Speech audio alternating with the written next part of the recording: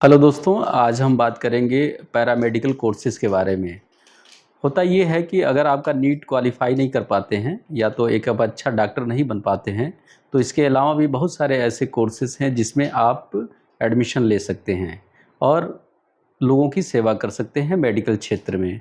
Actually है क्या कि अगर नीट क्वालिफ़ाई नहीं होता है आपका, एमबीबीएस नहीं हो पाते हैं या बीएमएस, बीएचएमएस, बीडीएस एक अच्छा डॉक्टर नहीं बन पाते हैं, तो ऐसे बहुत सारे कोर्सेज़ हैं जो आप कर सकते हैं, जैसे BMLT, bachelor of medical lab technician.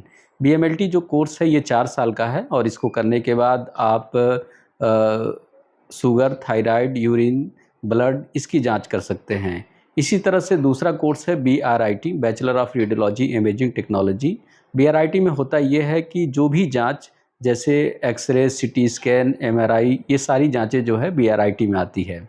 जब कोई भी पेशेंट एक बड़े डॉक्टर के पास जाता है, तो ऐसा नहीं है कि वो डॉक्टर तुरंत आपका नब्ज़ या हाथ पकड़ के बता दे या आपका चेहरा देख के बता दे कि आपको ये प्रॉब्लम है।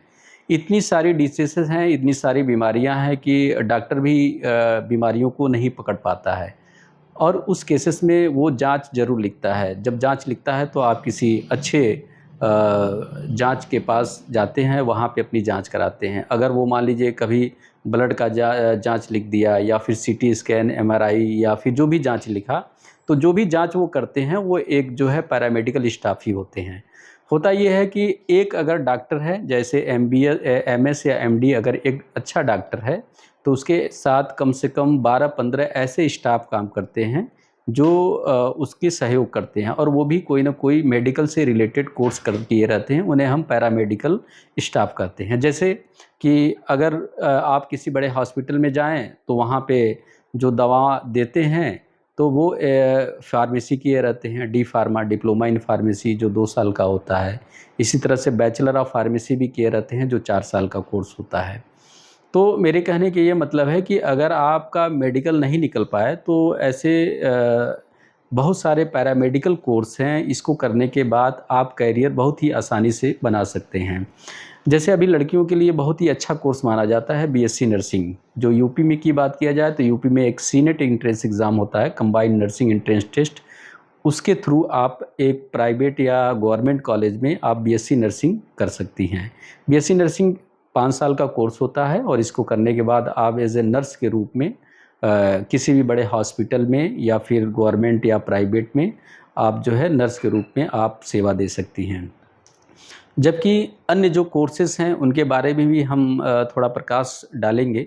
जैसे कि एक कोर्स है आपका बैचलर ऑफ ऑप्टोमेट्री जिसे हम नेत्र टेक्नीशियन यानी कि नेत्र चिकित्सक कहते हैं। बैचलर ऑफ ऑप्टोमेट्री ये आपका 4 साल का कोर्स है। 3 साल आपका एकेडमिक होता है, 1 साल किसी भी मेडिकल कॉलेज या बड़े हॉस्पिटल में आपको ट्रेनिंग दी जाती है।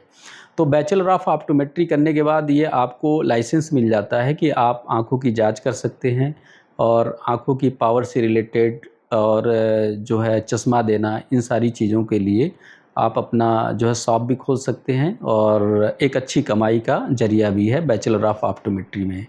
फिर इसी तरह से बैचलर ऑफ फिजियोथेरेपी, आज के समय में बैचलर ऑफ फिजियोथेरेपी बहुत ही डिमांड कोर्स है, डिमांडेबल कोर्स है। बैचलर ऑफ फिजियोथेरेपी अब जो है 5 साल का होने लगा है। बैचलर ऑफ फिजियोथेरेपी करने के बाद आप फिजियोथेरेपी से रिलेटेड, क्योंकि आज के समय में बहुत सारे लोग दवाओं पे डिपेंड नहीं रहना चाहते हैं। वो ये चाहते हैं कि फिजियो से ही हमारी चीज़ें सही हो जाए, हमारा सेहत सही हो जाए। अब इसको करने के बाद आप जो है स्पोर्ट्स में भी जा सकते हैं, जहाँ पे अब ऐसे देखें कि कोई भी टीम है या तो फिर स्पोर्ट्स में फुटबॉल, वॉलीबॉल, क्रिकेट, वहाँ पे फिजियोथेरेपी एज़ अ ट्रेनर के रूप में बहुत ही आवश्यकता होती है। तो वहाँ पे फिजियोथेरेपिस्ट होते हैं और जिनकी अच्छी सैलरी भी होती है। और इसी तरह से जो गेम होता है इंडिया से अब्रॉड चाहे बड़े लेवल का, वहाँ पे फिजियोथेरेपी को अपॉइंट किया जाता है। तो ये ऐसे जो 4-5 कोर्सेज़ हमने बताया है कि यदि आपका नीट नहीं हो पाता है या तो आप एक अच्छा डॉक्टर नहीं बन पाते हैं, तो आप पैरामेडिकल ये कोर्स करके आप एक अच्छा करियर बना सकते हैं। Thank you very much. हो गया मैम? ठीक था? हाँ।